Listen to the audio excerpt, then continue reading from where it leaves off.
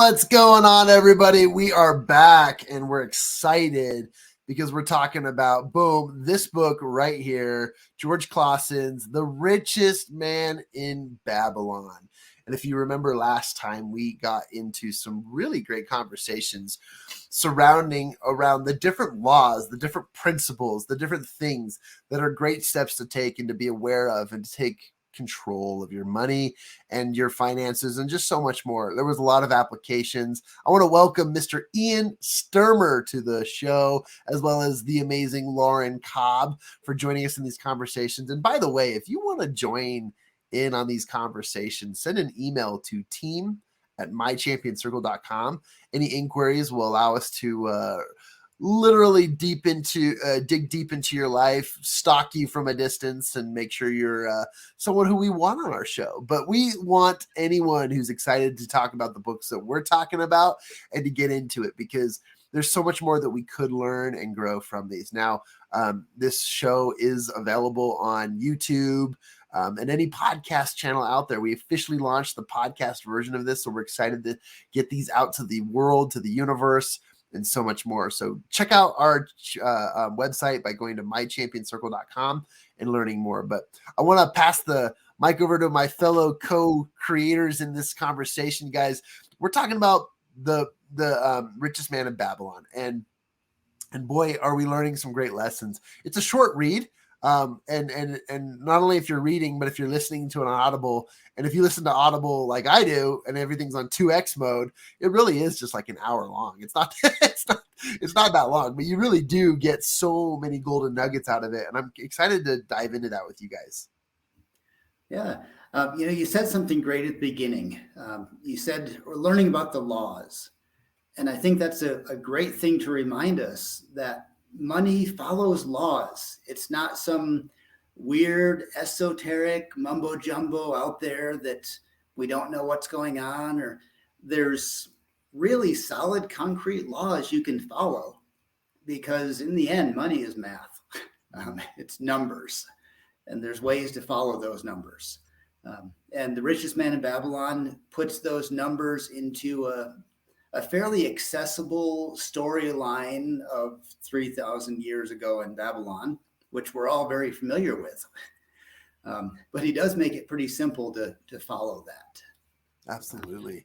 Yeah. And I agree too. I think that the principles, well, first of all, the principles speak for themselves, but they give us a great direction and outline. And it's funny because if these are principles that were written, I mean, these were stories that were shared eons ago, and yet today they're still the principles of success.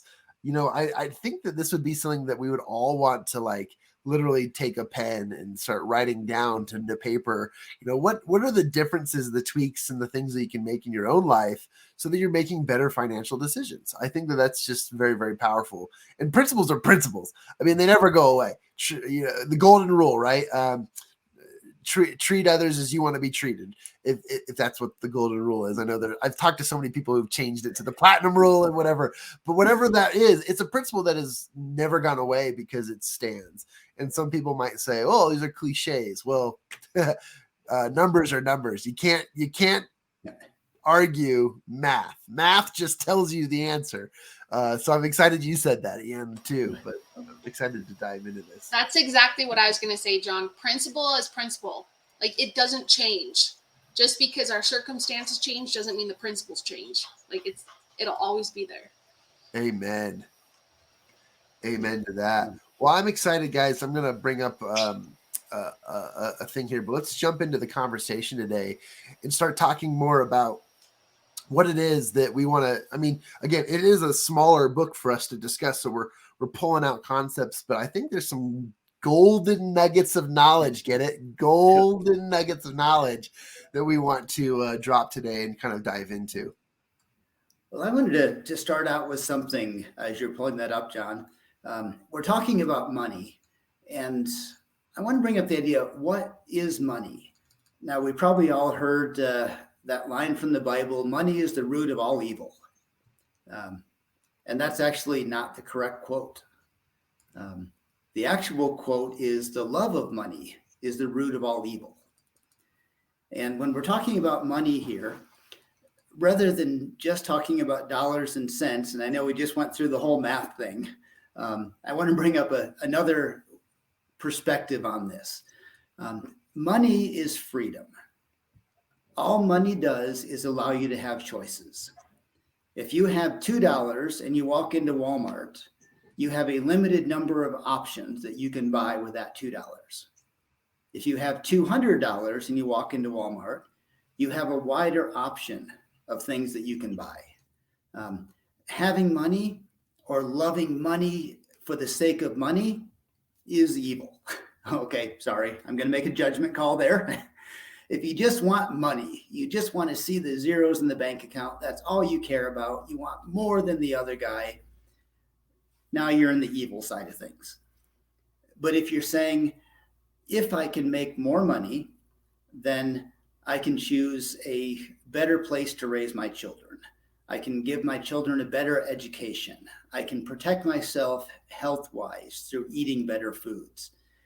Now you're saying that money is going to give you a freedom to do things that you couldn't otherwise do. And I think we all want that freedom.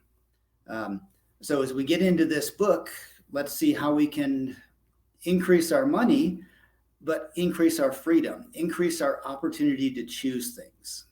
Because I think that perspective helps me to see the value of finance in general.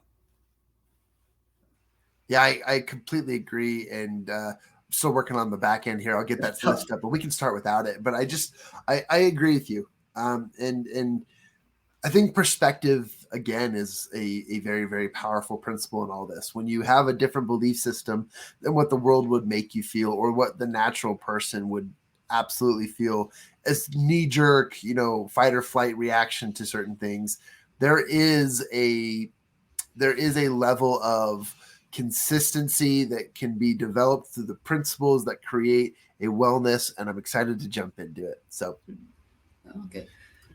Well, I'm going to jump into the first rule while you're pulling that up, or today, I guess we're talking about the 5 laws of gold.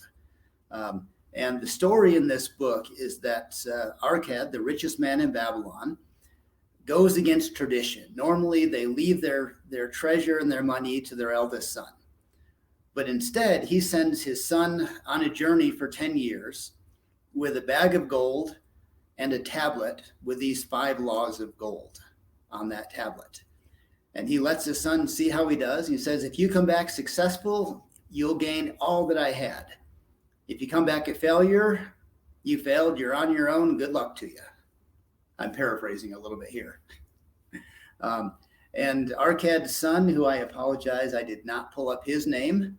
We'll call him Arkad Jr., or maybe just Junior. Junior goes out and fails miserably. I think the first thing he does is he meets some people with a racehorse, and they said that we have the fastest horse, and I know this guy who will bet 2 to 1 that his horse will win, but ours is going to just trounce it. So he gives him a bunch of money and finds out the whole thing was a scam. Things go from there to worse, ends up being a slave, owned by another family, and has nothing left except for the tablet that has those rules of gold. And then he realizes that maybe he should pay attention to those tablets. So the first law of gold to put on there should sound familiar to our regular listeners. And I'm going to read from my screen. Gold cometh gladly and increasing quantity to any man who will put not less than 1/10 of his earnings to create an estate for his future and that of his family. So once again, put at least 10% away into saving so the gold can work for you later on. That golden 10% rule. So just now pulling it up, guys. No worries. Good. I'll just keep talking then. Cool, you got it. So each of us, and hopefully everybody listening, has an income stream. Doesn't matter what it is. You've got money coming in. You've got a job, you've got a paper route, you're driving Uber, you're donating blood. You've got something coming in. And if you have something coming in, you have the ability to save. It really is as simple as that. Doesn't mean it won't take some sacrifices. Doesn't mean you don't need to go without some things you would like to have. But if you have money coming in, you have the ability to save. So what do we all need to do? Save. I was going to scream, make money. That's part of it too. Yeah.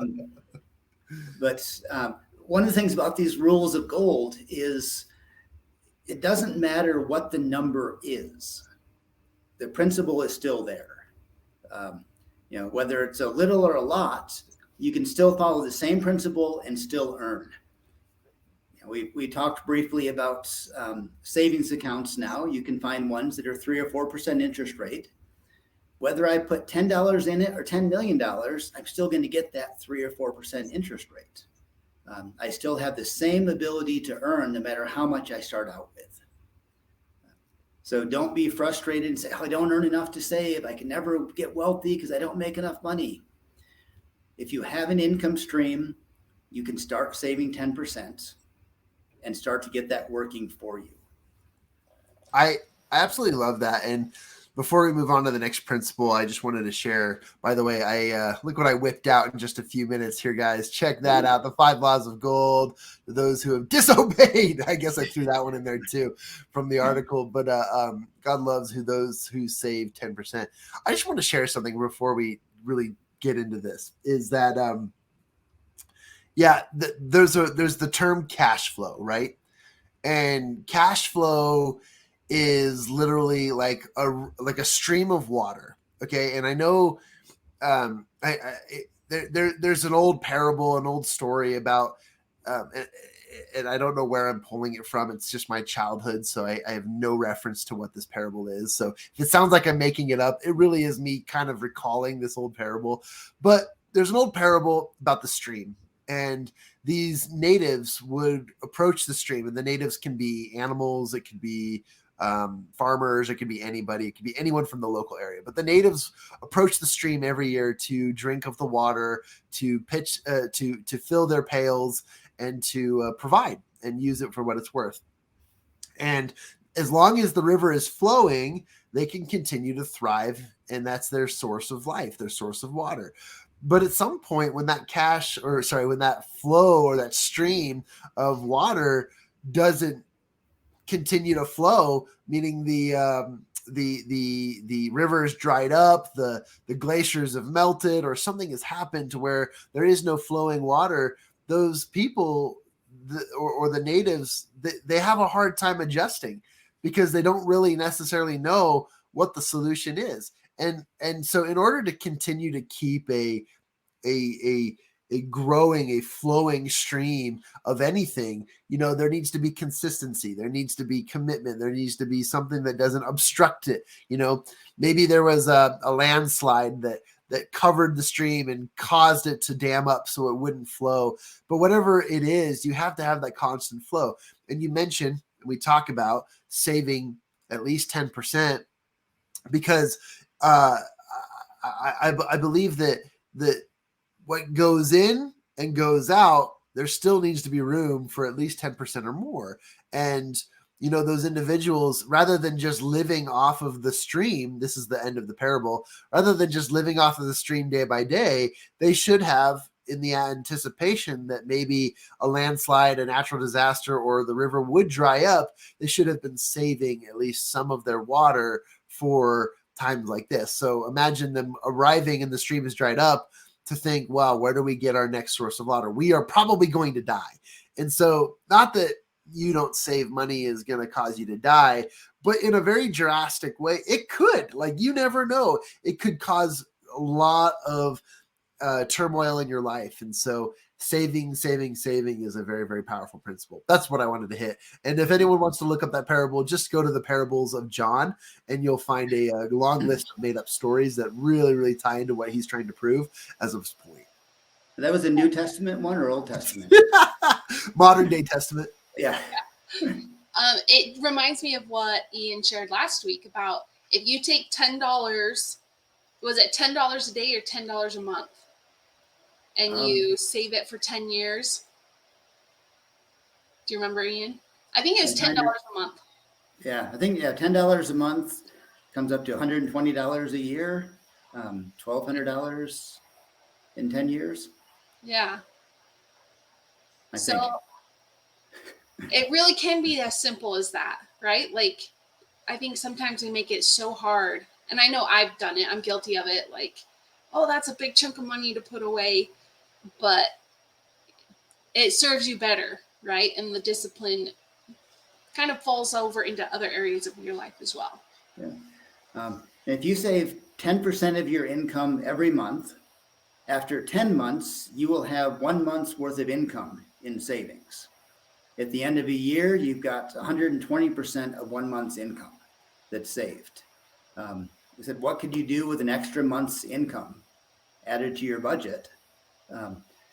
But if you save that, and we're going to kind of move into the second principle of that, because we talked a lot about the first one last time. You save that 10%, now you've got 120% of a month's salary. Let's just say you just have a month's worth of salary. And then you go and you invest that. And if you could get a 10% return, because I'm bad at doing complicated math, that's going to continue to get you 1/10 of a month's salary every month. At the end of a year, you will have earned another month's salary on the interest of the first one. So if you continue to save, that money you're saving is invested in earning another smaller dividend on top of that. I think maybe it's 1/10 of a month after a year on the interest. Sorry, my math is off this morning. But you've got now a month's salary plus 10%. At the end of the next year, if you can continue to save, you're going to have 2 months' salary plus 2/10 of a month on that interest. So it continues to grow. Gold loves to multiply. Now, are you guys familiar with the rule of 72 in finance? Okay, the rule of 72 is, as I pull it up on my other screen here, it's a way to find out how long it takes your money to double.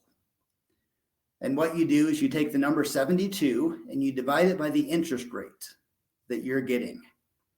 So if you're getting a 3% interest rate, I've already done the math over here, so I don't have to do it in my head. In 24 years, your money will double. If you can get a 6% interest rate, in 12 years, your money will double. If you could get a 12% interest rate, in 6 years, your money would double.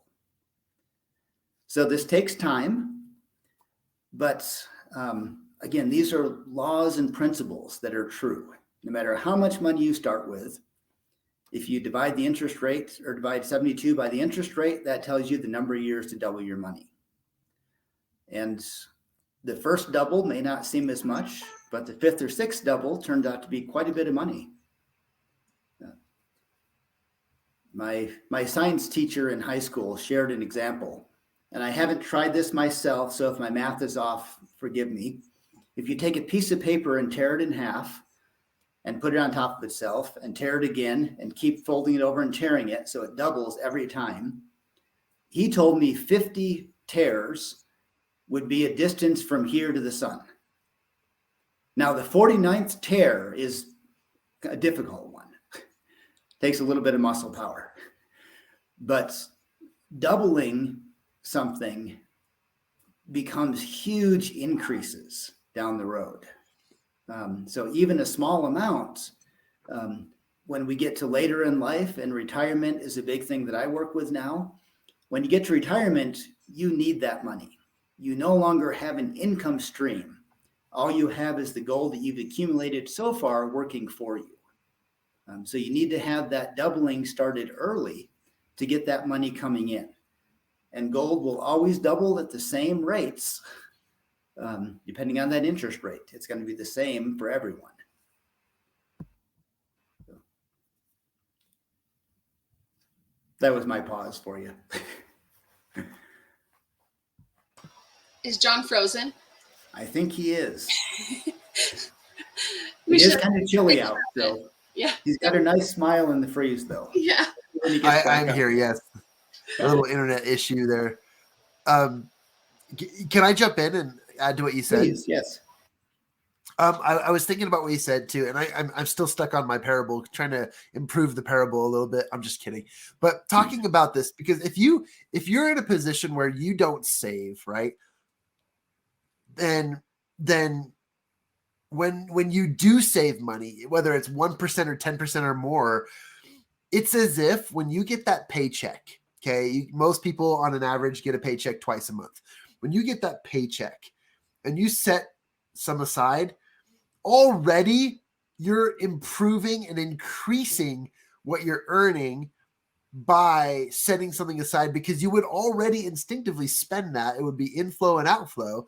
But by paying yourself, by saving 10%, you're paying yourself more money than what you've worked for. So if your salary on an average is $60,000 a year, and you're paying yourself 10% of that, a month or per paycheck, you're paying yourself an extra paycheck, each paycheck, to give yourself that. And then what you just talked about, Ian, is taking that even further. There are vehicles, tools, modalities, and resources that you can use to help that new set of side paychecks grow as they sit in safety and accounts. And that's a really cool principle. And I think that that's the kind of thing that has never changed. As far as gold goes, when we're talking about, by the way, I changed it. The whole disobedience thing was bugging me, so I had to change that. Is when it comes to gold likes to multiply. Like, your money wants to work for you. Nothing likes to sit still and be nothing, but a rock. Rocks only love to sit and be nothing. Okay, but even a rock under inertia and some other physical forms of Mother Nature and whatnot get to have motion and flow down there. Here's that stream again. Flow down the stream and turn into stones or beautiful things. Again, I'll get off my high horse on this, guys, but I think it's so cool what Ian said, because not only are you paying yourself and making extra wage from your own money, but there are tools to multiply it. And I think it's very, very valuable what you shared. Oh, thank you. And a last example with gold loving to multiply, and forgive me for not having the exact numbers here, but if you take $1 to the local merchant and you buy something, that merchant then takes a percentage of that as their profit and their expenses, and they go and spend that $1 at the next merchant, and they take a piece off for themselves and they spend it at the next merchant. And it works out something like $2.50 created for every $1 spent. So money naturally multiplies when it's used. But by saving some, we're not taking it out of that multiplying area, but we're finding, like you said, a safe place to multiply it. And safe is a key word, because there, like you said, there's a lot of places you can invest your money to multiply it. And there's a lot of places you can invest your money so other people can get it from you and they can multiply their money. We want to avoid those. That's actually the fourth law, but the third one, and let's see, what was yours? Gold loves a cautious owner. Put it in safe areas. Put it into places that you know your return to begin with. Later on, if you get enough, then you can gamble some. But don't take it to Vegas. That's usually the worst strategy. Although, if I didn't tell you this before, I was in Vegas a little while ago, and I found one machine that guaranteed me a payout every single time. Every $1 I put in, I got 4 quarters back. So you could not lose, but I also couldn't win. But then I went and put a couple dollars in a roulette machine, and I lost it all in about 30 seconds. As soon as the ball landed, it was gone. That's not a cautious way to do it. There's safe ways built up. And without going into financial advice, I'm just going to use the example of a savings account. You have a guaranteed interest rate. It's insured by the FDIC, so you cannot lose your money up to $10,000 per account. Once you get beyond there, you have some risk. But when you put it into a safe vehicle, whether it's a solid stock and bonds, money market accounts, there's a lot of investment vehicles you can use. That will start to grow for you. And again, the earlier you start to grow that, the more it will grow and the more will be there in the future. So don't take it out the first year and say, now I can buy those new alligator skin boots. Keep that money investing and use your other 90% for those splurges, for those fun things, budget things to make money there. But keep that 10% working for you all the time. I'm never going to live it down. I'll pull those boots out to show you guys sometime. I won't be wearing them, but okay. I think you could wear them. I don't know. I might fall over now wearing them. I have not walked in stilettos in a long time. Me either. Just remember, genuine ostrich, 3 payments. All right, continue, Lauren. Yes. It just reminds me, my dad used to tell me if I wasn't saving my money and helping myself grow my wealth, I was growing somebody else's when I'm out spending it. He's like, so always help grow yourself first, your funds, and before you go, make somebody else rich. Yep. That can be a good and a bad thing in there. Just like the airplane, the oxygen mask falls down, you put yours on first, then you put it on the children. Because if you put it on the children first and that's all the oxygen you have, you're gone. But you put yours on first, you have time to help other people. If you can grow some money, you can help people. Look at the business magnates of the 20th century. Andrew Carnegie created hundreds, if not thousands, of libraries for free for people to gain knowledge. The foundation set up by these people.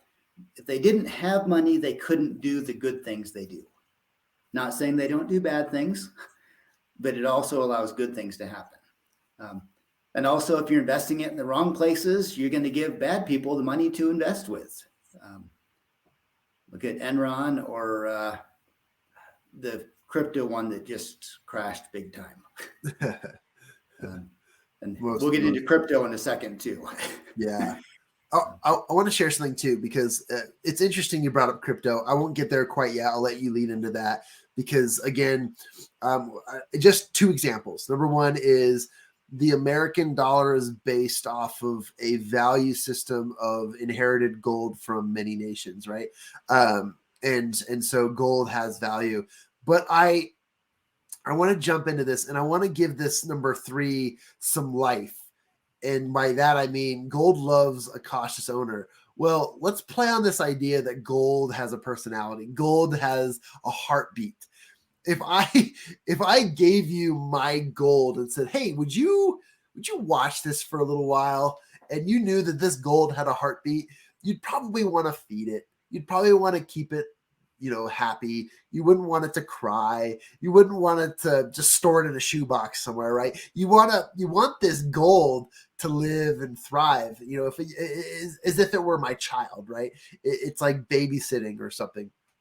And if you were to babysit my child, you'd want to take care of that thing, right? Otherwise, you're going to be in a lot of trouble. And I think it goes around saying, like, if you give your money life, meaning it has a heartbeat, it has a reason to live, then it kind of changes your perspective on it, because it's literally saying gold likes a cautious owner, meaning you have the ability to take care of things. And if you give, let's say money has a name, and the name is I like George because I like my Washingtons, right? Or who's on the $100 bill there. Anyways, just long story short is, what's that? I think it's Hamilton, isn't it? Hamilton or something like that. Yeah, whoever's on the $100 bill, whoever it is, give it life, give it meaning, because money will appreciate a cautious owner. Just like Lauren's example, like if you're not fueling your pocket, you're fueling someone else's pocket. And that is something that I think can go a long way. So change your perspective. Think about money from different angles and different specifics. I know it sounds weird. Don't talk to your money. Don't sleep with your money. Don't get weird with money. But essentially, know that it has value and that it has a life and that you can take care of it, because a cautious owner is truly one who's going to be able to accept the principles and work really well with their money. That's all I wanted to share. I wanted to take what you said just a step further with that. if I were to give you a baby cow, you could kill that cow, sell the meat, and receive a certain amount. If you feed that cow, it will grow, and the money you could get from the meat is going to be more than what you cost to feed it. But also, if you take that cow and don't feed it for a week, what's going to happen to the meat? There's going to be less. The cow is going to lose weight, have less meat. That's inflation. If you don't take care of your money, if you take $100 and put it under your bed, 2 or 3 years from now, it is not going to have the same purchasing power as it does right now. That $100 is going to be worth $96, $94, $90, depending on the inflation rate. So ignoring your money, it's going to lose weight, just like not feeding a cow is going to cause the cow to lose weight, and it's going to affect its purchasing power later on. So cautiousness means you need to feed it. You need to help it to grow in safe and stable ways. And then I'm going to try to remember what your fourth one was, because it was different than the way I had it written down. I was working on my segue there. Oh, gold favors those who study investments. As we said, safe ways to invest the money. Years ago, there was a rule of investment called the generals. And for 100 years or 50 years, I forget how long, for a long time, the investment advice people would give is the generals. You invest in General Electric, General Foods, and General Motors and General Mills. You invest in those three because they consistently returned a good investment for decades. Some of that's changed now. That was not investment advice. That was historical analysis. But when you study investments, when you know what's safe, what's shown to grow, what's proven to grow, your gold will grow faster. Savings accounts are wonderful to start with. They're safe. But if you want to have that rule of 72 and change it from a 3% 20-year investment to a 6%, then you need to study investments.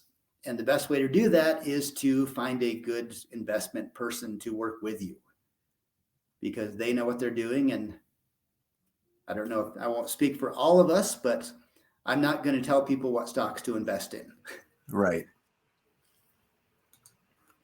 Yeah, I've met so many people in the space of financial investments, and again, it's all based off opinion, observation, and so much more. And we won't get into financial advice on the show or anything like that. But yeah, to touch on what you were saying, I mean, really, if you learn even like the most basic principles about investments, again, if gold had a life, it favors those who know what to do with it. If you were to take care of your gold and put it in the best places, and it's hard. I mean, you can do your research. You could literally spend a lifetime learning and trying to understand which stocks or which places on the financial investment side are your best tools. And ultimately you're the best decision maker of that. But again, using your intuition to finding which places would be better, there are great vehicles out there to invest your money in that are, number one, tax-free. Number two, that grow without you even looking at them or touching them. There are other vehicles that give you, bonuses. They're just for being there. I mean, like some accounts will allow you to will reward you just for doing that. But without getting into any of that, like really, there's got to be some validity to the investment place. And it's interesting. I was just on a podcast where somebody just told me that they had a limiting belief from their childhood. And the limiting belief was, if it's too good to be true, then it probably is. And that caused them a lot of grief over the years, because they personally felt like that they were limiting themselves to the opportunities. And this is a completely different context, because he used the transition of what is the phrase? If it is to be, it is for me. then it became a new solution for his life. But not blowing this out of proportion or taking a completely different spin on this context is sometimes the too good to be truths are always going to be investments that are not worth pursuing. When you're dealing with gold, which is a valuable resource, you should be cautious, as it says here in the thing. A cautious owner knows exactly what they do with it. You wouldn't send your horses out to pasture without some sort of enclosure. Otherwise, you could buy horses and never see them again. So it's just really, really important to take inventory and understand too where you're going to for your sources of investment or anything else. And I just think that's very, very powerful. I also, just for kicks and giggles, I wanted to, you brought up 2 baby cows earlier, and I have a famous video that I think is just everyone needs this. I'm here to provide just total distraction, but okay, cool. I can't show it right now. I'll show you in just a little bit, but there's a phrase, 2 baby cows. I'll save it for the end though. We'll talk about it later. Well, I'll throw in one more cow story for you then. Oh, good. I love cow stories. The sky's the limit, or it sounds too good to be true. It probably is. But what's too good to be true for one person may not be too good to be true for another. As you work with someone, understand the risks and rewards. So there was a guy who had a cow and went to sell that and ended up trading it for a couple of magic beans.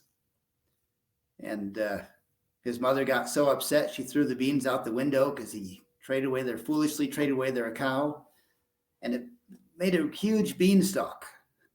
And Jack climbed up it, and a whole bunch of things happened, and he came down with a whole bunch of gold in the end. That foolish investment paid off amazingly, since he didn't die by the giant. What's a good investment for one person, what our risk allows us, what our ability can vary differently from everyone. Maybe one person's investment is buying into a business and helping to run it. Another person's is investing in the market. Another person's is investing in tools for themselves to grow or create more wealth. Another person is putting it in a bank for safety. There's no best investment for everyone. It depends on what we're willing to do and not do. But the more we can save at the beginning, allow the goal to work for us, and the more that grows, the more opportunities it presents for us. And as that gets bigger, maybe we're willing to take more risks. If it's smaller, we need to be a little bit safer. If we're young, we have time to lose some, we can take a bigger risk because we can replace it. So the sky is in a different place for everybody. The best investment is different for each person. Absolutely well said. Like a lot of platitudes at the end there, but they're true ones anyways.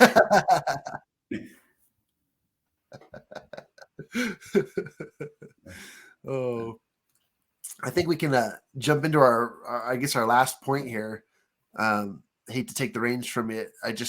Please. It's fascinating how we've developed from, saving to multiplying to being aware and cautious to know and study and to really figure out which works best for you. Great advice given by Ian and the team here.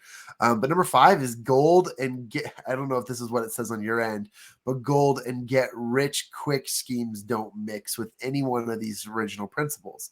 And I guess that just goes back to saying, like, again, you should be cautious of your gold, but also you should study out the best investments.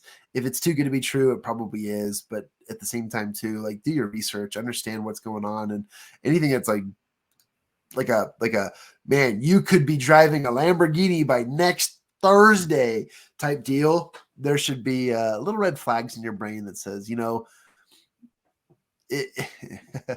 do you say this? Do you guys think the Hulk gets stretch marks when he grows so quickly? You ever think about that? Like, what damage happens to right? Does he ever have really bad damage to the human body after going through what when he becomes the Hulk, right? There's got to be some crazy psychological. He's not going to live forever. It's just not going to work. But if you think about how fast he grows from human to Hulk, it can't be healthy. It can't be good. And the same thing happens with your money. If you see your money go from like 2 cents to like, $20,000 really quickly, you better check it, because there's got to be validity to it. There's got to be value to it. And if it does, and it's great, then awesome. You hacked the system. Congratulations. But it's an anomaly. Grow long-term, think long-term, think the infinite game. And I just think that it's very powerful to understand everything from a perspective of, if it grows too fast, then there's probably repercussions. If I start training for a marathon by running a marathon today, I'm probably going to spend the rest of my training recovering from an injury, because you can't just start right away. So it's the same principle. It's just take it slow, take it nice and easy, and gain confidence and control over it as you grow with the money. That's just a thought and an opinion. We probably all heard that people who win the lottery are usually worse off financially 5 or 10 years later than they were when they won the lottery. And part of that is because the money coming in is not the problem. It's what you're doing with money when you have it that causes financial problems. So foolish investments, foolish spending, not knowing the laws of money is worse than not having money. And in this book, Arcad, as his son returns after his trip 10 years later, and going through losing his money and becoming a slave and gaining his freedom and learning to invest and follow those rules, he comes back to his father's court. And he says, when I left, you gave me a bag of gold. So here's the bag you gave me, and here's another bag of gold as a thank you for the gold you gave me. And you also gave me this tablet with these 5 laws. And for that tablet, here are 3 bags of gold to show you how much more I value your wisdom than I value your gold.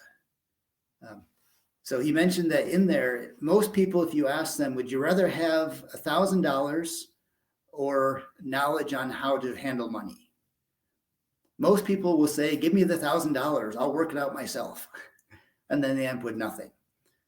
Those who seek the knowledge first will get the gold and be able to keep that. If they avoid number 5. And I've been saving this story, so I'm going to go into this one now. Get rich quick schemes are bad. So I have a friend who for several months would text or email me every once in a while saying, what do you think about crypto and Bitcoin? And I always answered, if you got the money to play with it, go for it. But to me, and this is my opinion, it's not a stable investment. It's not something you can count on going forward. It could go up and down dramatically, and it has. Finally, after a few months, he goes, well, the reason I'm asking is I found this great opportunity. I found this company where you put the money with them. They use these computer algorithms to day trade Bitcoin, because Bitcoin, like everything, goes up and down continually throughout the day. So they make hundreds of trades every day to capitalize on those micro movements. And then on top of that, the overall value of Bitcoin was going up. So you gain money that way, and then you can invest more and make more on those micro payments. Sounds good, right? She brought me into the conference call. A couple other guys in there. Yeah, I put my whole retirement in there. I've got $700,000 in this. I'm telling people to put their retirements in it. And I'm thinking, no, don't do that. But they're trying to sell me on it. Okay, here's my risk tolerance. I sold a couple of things on eBay. I got $200 for them. Thought, well, I can put $200 into this and see what happens.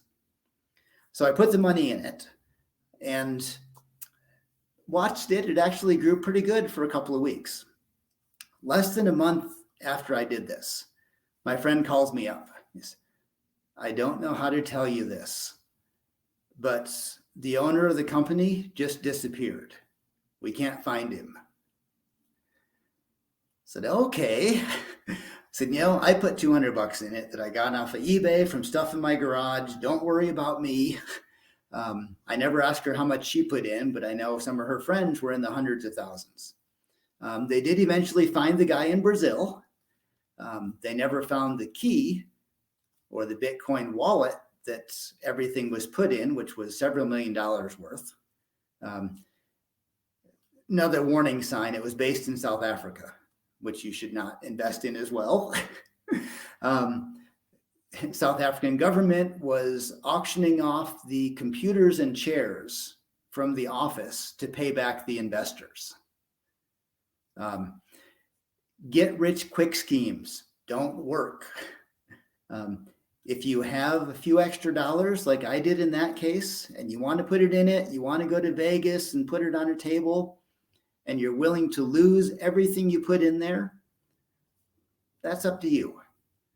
But if you want to grow your gold, you want to make your gold happy, you feed it good food. You can't feed a cow nothing but cotton candy to fatten it up and expect to get good meat and a good return on your investment on the cow. You've got to feed it healthy food.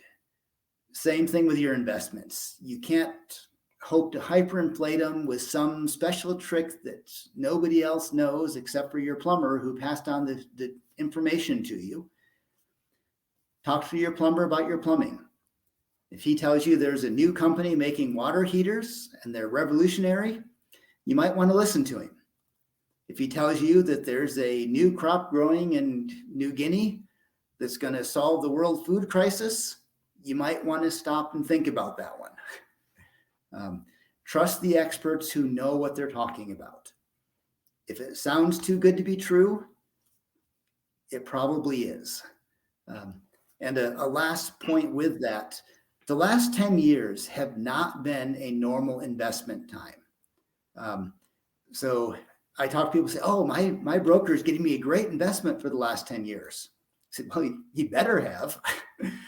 If he didn't, something's really wrong. Not the last 1 year, but before that.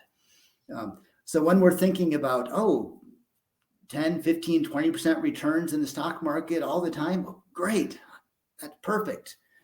Those times are behind us for right now. If somebody is promising you more than 20% return, I would really start to look at it in a negative way, not in a positive way. I would start to be concerned about it, look and see whether that's is likely to be a scam or how much risk is involved in that. Again, we're not giving financial advice specifically, but pay attention to how much is being promised and compare that to what are normal returns. What are banks paying? What are money market accounts paying? How is the stock market doing in general? And if somebody is promising you something that varies a lot from what those standard market indexes show, like the Dow Jones or the S&P 500, that's a time to worry about somebody doing a quick get rich quick scheme where they are hoping to get rich quick off of the money you have saved.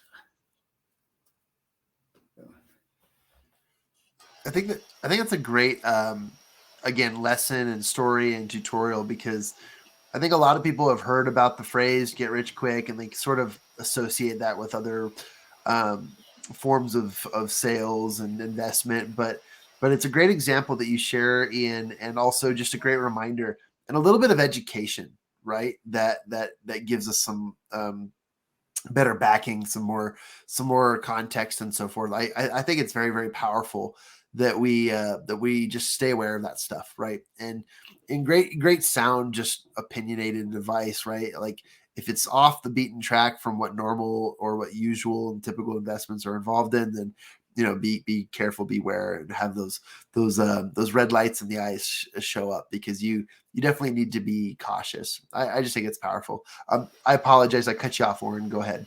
Oh, you're good. One thing that I've just been taught is that, and you kind of mentioned this, you don't invest it unless you're okay to lose it into those types of things. You have to not expect anything in return. You hope for it, but if it's gone, it's gone. And so don't invest your life savings into it. Those things. Right. I say that with gambling. I don't gamble. I do go to casinos occasionally, and I spend some money there. To me, gambling is when I expect to walk out with money in my pocket. Spending it, I can go to a movie and I can spend $20 for a ticket and another 20 for popcorn and 30 for a drink, and walk out two hours later being entertained by the movie. I can go to a casino, I can stick $20 in the penny slots, and I can walk out an hour later having been entertained. I love that. That's spending money for it. Investments, my Bitcoin investment was spending money. If something comes out of it, great. But that's money that I'm spending. And for me, I got a really good story out of it that I share with a lot of people. And life lesson. And a life lesson. You've lived it, right? Yeah. And I didn't need to lose $100,000 to learn that lesson. Because you did it the smart way to begin with. That's kind of the overall concept. Like I said, be smart.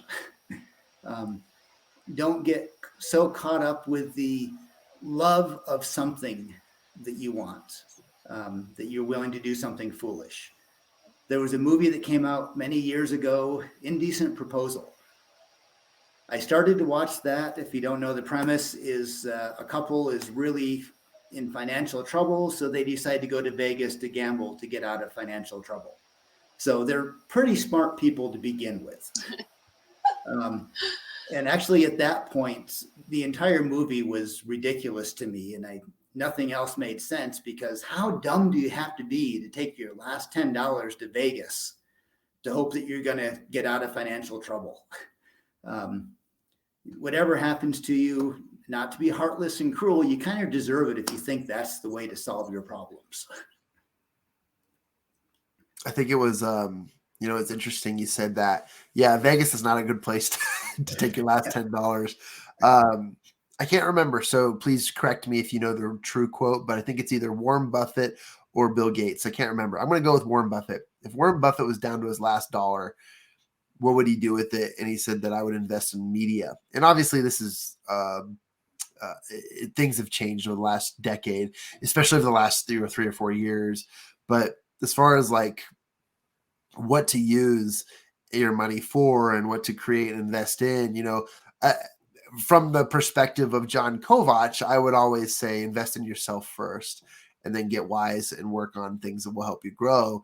But to this degree, I think it's very, very interesting that there are so many options. And again, take care of your gold. It has a life of its own. It has some, it respects and works with the cautious and respected and educated owner. So great principles today, guys, and great ideas. I just want to bring this back to the fold here. The 5 laws of gold obviously teaches about how we respect and have relationships and work with our own money that's coming in. So take advantage of that and use it for good. Any other final comments you guys want to share before I release the infamous video of 2 baby cows? I'm going to give one last one. So far, no one has come to me for my advice on what I would do with my last dollar.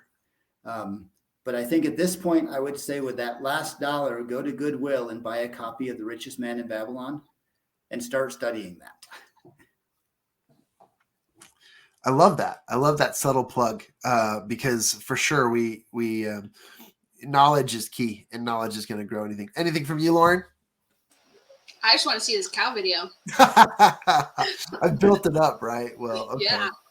But I want to thank you all for the kind words and the awesome advice we shared today. Also, again, like I love this book club because I get to spend, 30 minutes or 20 minutes here and there reading through the books, but I look forward to these conversations. They allow us to really, really dive deeper into the material, and it's meaningful. So for you listeners, when you check this stuff out, please just number one, let us know what you think. If there are questions you want us to address or topics you want us to cover, we've got a schedule built out for the rest of the year. So please enjoy that. And for the next 2 weeks, we're still talking about more principles from The Richest Man in Babylon. So all of these things come together. And go ahead, Lauren. Yeah. If people want to jump on this call and interact with us, how do they do that? Yeah, so if they want to physically be here in studio, they got to send an email to team@mychampioncircle.com, where we will evaluate them and make sure that they're a good fit for the show. And obviously we'll bring them on. If they've got questions or conversations they want to add, that'd be great. Referrals help if you're like, hey, you should bring on so-and-so. Yeah, of course. I would love to talk with Tony Robbins. In fact, he's always welcome to our stage. But I would love some conversations with anyone else as well. And if you also want to participate in this, check us out on YouTube or check us out on any podcast channel. We haven't quite evolved to the live stream yet, but we'll get there soon. So with the live stream, we'll be launching that, and you can find that at championcircle.com, mychampioncircle.com, or you can go to any one of our social media channels. So there you go. Do we get to say it now? Go subscribe, go subscribe. Go subscribe, go subscribe, go subscribe. Yeah, absolutely. That's when my kids look up at me. Can we subscribe, Mom? Absolutely. So please, if you would, give us some support. Follow us. If you want to make donations, great, cool, whatever. We love it. We'll take care of that gold. We'll cautiously, here, let me walk through the steps here. We'll save 10% of it. We'll multiply it. We'll give it, make sure its owner is cautious, and we'll study investments, and then obviously staying away from get rich quick schemes. So there we go. All right. Well, the reason why I want to show this video is we were talking about cow stories, which, number one, give it up for Ian. Thank you for the cow stories. Thank you for the examples. And I don't know, maybe it's the ADHD in me, or it's just the relatableness, but I think that this guy on TikTok had some of the most in my opinion, he has the greatest lovable sales pitch in the world. Okay. And this individual truly sells it. I mean, when you watch this, you're going to be like, wow, I want to go live with this guy, and I want to have what he's offering, because he's got it. He's got it made. So here's why it's relevant. The 2 baby cows, very, very important. Who doesn't want 2 baby cows in their world? And here is a little video that went viral on TikTok. Greatest sales pitch in the world. So you want to live on a piece of property with me and build a chicken coop, or what? And have 2 baby cows? We could have 2 baby cows. Compelling, right? Absolutely compelling. I mean, come on. Let's go. Let's move in with him. He's got a chicken coop and 2 baby cows. So there you go. That's honestly has zero validity to what Ian shared earlier, but I just thought it was so funny. Count on John to bring in the TikTok. Yes. Now, did you find that on one of the dating sites? Farmersonly.com. We're a sponsor. And oh man, love it, guys. Well, I'm glad we're having fun here. And again, I don't want to add entertainment value if it distracts from what we're learning, because I am grateful that we're reading this book, and it's an absolute classic. I mean, go pick up a copy of The Richest Man in Babylon, whether you do it from Amazon or, we should have an Amazon affiliate link and send it out to people. I'm just kidding. And then we'll save 10% of that, and then we'll make great investments. But whatever it is, guys, go grab a copy of the book. It's at stores near you. It's on the shelves. It's a classic. You're going to want it. And follow along with us. We're going to be moving into some other great books too on the schedule for next month, just in case you're interested. But on next month, we were going to be talking about the book, The Speed of Trust, a book that I have yet to pick up, and I can't wait to read it. It was a suggestion by Ian, so we'll get there. We still got two more sessions of The Richest Man in Babylon, which we'll get into, but I'm looking forward to next month as well. All right, guys. Well, we're at that hour mark. Let's join and let's sign off. But appreciate you. We'll see you soon, and have a great day. See ya. Pushing the button. There we go.